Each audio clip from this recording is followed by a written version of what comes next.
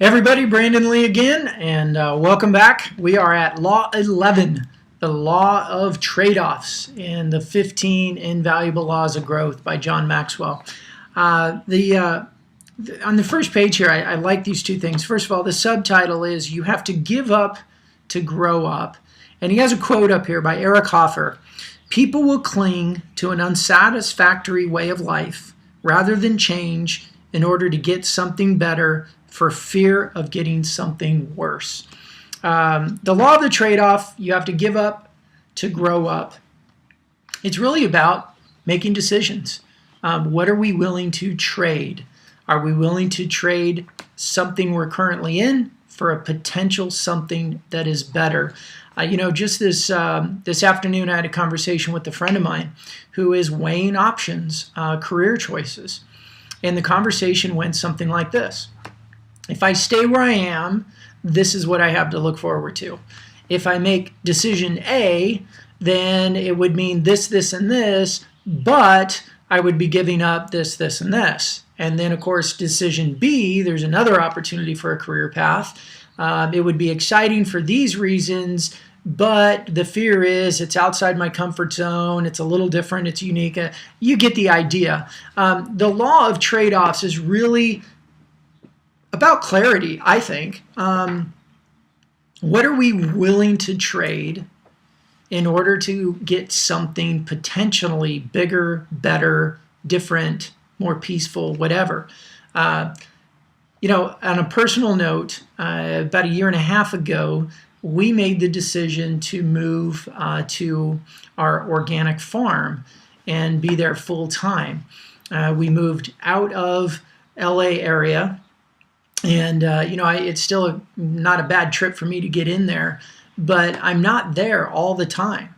And there was a trade-off for me from a business perspective about my career. And, when it comes to either coaching clients or consulting clients or speaking engagements, if I'm not in LA where there's a lot going on, what am I going to give up? But on the flip side, our trade-off was looking at raising our kids on our farm near cousins and aunts and uncles and grandparents and giving them that opportunity to grow up in that lifestyle. And so we had to go through some intentional trade-off thinking.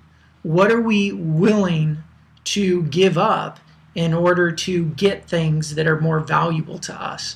So there's some great strategies in this chapter to help you think about potential trade-offs in your life and being intentional about those trade-offs. And that's why I say it's really about clarity.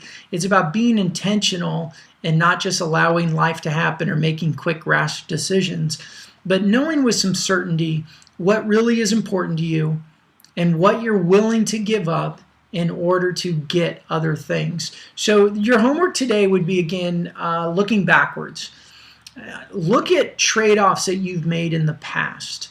How did you go about making those decisions? Did you just do a standard Ben Franklin list? If you're familiar with those, you put all the positive sides of one decision on one side of a paper, and you put all the downsides of the decision on the other, and you kind of weigh it out, and whichever one has more or better value to you, that's the side you go with. But what have you done? How have you made these decisions in the past?